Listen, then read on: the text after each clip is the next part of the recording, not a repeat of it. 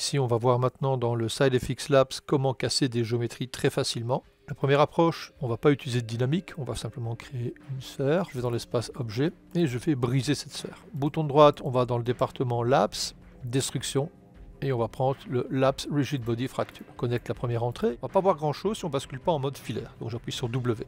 Vous avez ici le Voronoi pièce qui va gérer le nombre de pièces. Vous pouvez bien sûr l'augmenter. Le Scatter Noise est un paramètre qui va gérer les formes du noise. Vous déplacez à l'horizontale les points existants, à la verticale, recréer des points avec des simples clics pour modifier l'aspect du noise utilisé. Le type de noise est ici.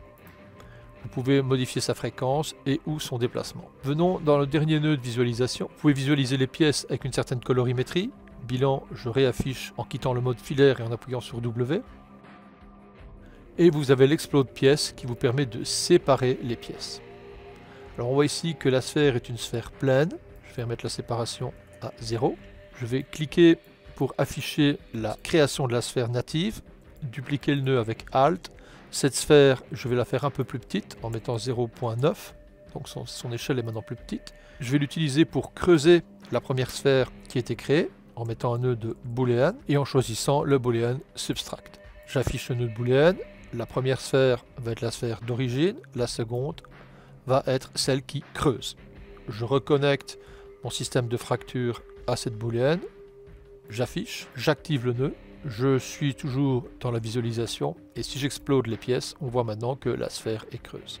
Alors chose amusante, vous pouvez mettre une valeur négative pour que les formes s'interpénètrent et s'inversent. Cette valeur d'éclatement, on peut l'animer. Je vais ici basculer ma timeline sur 50 frames. Sur le premier frame, j'appuie sur Alt sur la valeur d'explode pièce pour créer une clé. Cette clé est à 0. Je vais me mettre au frame 40. Je valide avec Enter. Je change la valeur et je clique sur Alt. Et on a comme ça une cassure. Alors beaucoup d'autres valeurs sont animables, comme par exemple ceci. Donc sur le premier frame, le Voronoi pièce, je vais l'animer aussi en appuyant sur Alt. Augmenter sa valeur en mettant une valeur de 30. On obtient comme ça une cassure progressive et un écartement. Il est évident que l'écartement, sur 50, je vais continuer à l'animer. Je vais mettre maintenant une valeur de 100 et valider avec Alt.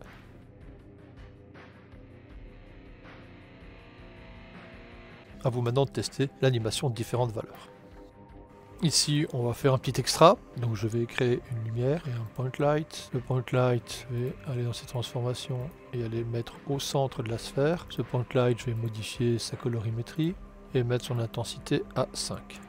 Je vais créer une box, Tab Box, je clique sur Enter, je vais modifier la taille de la boîte, cette boîte est sélectionnée, je vais dans la partie volume et je choisis simplement volume qui est ici. Je vais maintenant gérer un rendu, donc Render, Create Render Node, on va prendre Mantra, on va dans le Render View et on crée un rendu.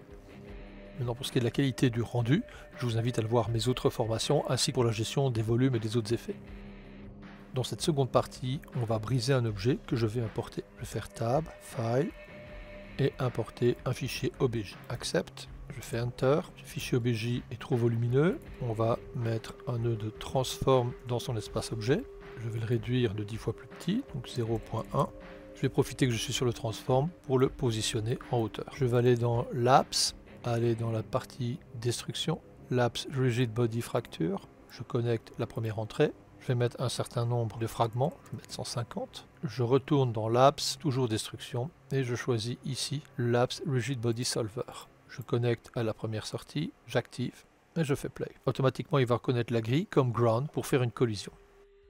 La dynamique me semble correcte jusqu'à 100, je vais donc mettre uniquement 100 frames, et je n'oublie pas d'activer le temps réel pour avoir ma simulation qui va se jouer en temps réel.